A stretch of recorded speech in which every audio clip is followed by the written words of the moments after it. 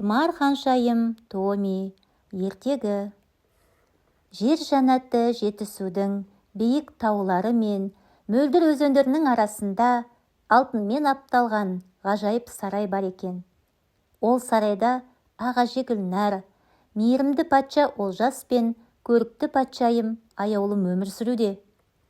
Олардың ең сүйікті қыздары кішкентай ханшайым Томирис екен. Бәрі оны Томи деп еркелетеді. Томи қап-қара үлкен көздері, қою шашы мен айналасынан ерек сұлу боп көрінеді. Оның мойнынан тастамайтын ғажайып тұмары бар. Бұл тұмарды оған ақ әжесі Гүлнәр туған күніне сыйлаған. Бұл жай тұмар емес, құлыным, дейді әжесі күлімдеп. Бұл жүрегі мейірімді балаларға ғана жол көрсететін қасиетті тұмар. Томи әдемі көйлектер киіп, сарай ішінде асыр салып ойнағанды жақсы көреді. Бірақ оның бір кішкентай мінезі бар еді. Томи 2 жасар інісі Бәбөкті көп мазалай береді екен. Оны кейде жылатып та қояды. Бірде Бәбөк мұнара құрап отырғанда Томи әдейі барып құлатып кетеді. «Томи!» деп жылайды Бәбөк. Ал 7 айлық кішкентай Сафина болса, бесігінде жатып, әпкесіне жәудіреп қарай береді. Бір күні кешке Томи әжесімен сарайдың артындағы гүлбақта серуендеп жүрді. Кенет оның мойнындағы тұмар жарқырап қоя берді. «Ағаже, қараңызшы!» деді Томи таңырқап. Сол сәтте тұмар алтын сәуле шашып, соның әсерінен екеуінің алдында көне алтын сандық пайда болыпты. Сандықтың бетінде «Жүрегі мейірімге толы бала ғана аша алады» деген жазу тұр екен.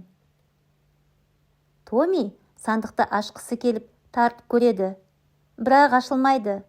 «Ағаже, неге ашылмайды?» дейді ренжіп.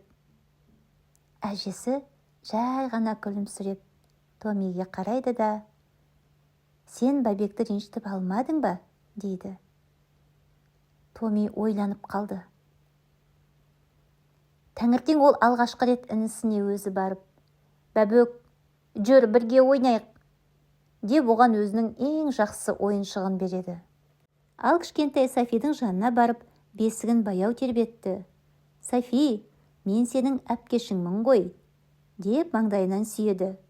Сол сәтте Томидің тұмары алтындай жарқырай бастайды. Бақ ішіндегі алтын сандық өзінен өзі ашылып кетті. Ішінен жап-жарық нұр шуағын шашып тұр. Ал нұрдың ішінде мынандай сөздер жазылып тұр екен: «Нағыз байлық, мейірімді жүрек». Томи бәрін түсінді. Содан бастап ол Бәбөкті ренжітпейтін болды. Қайта оған қамқор болып, бірге ойнап, сүрініп қалса көтеріп жүреді.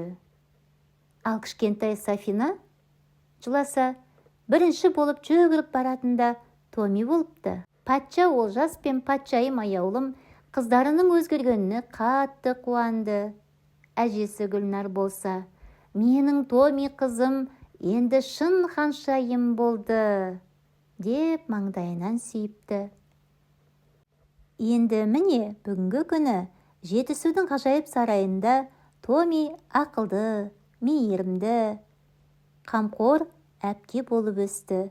Ал ғажайып тұмар оның жүрегіндегі мейірімді әрдайым жарқыратып тұратын болыпты.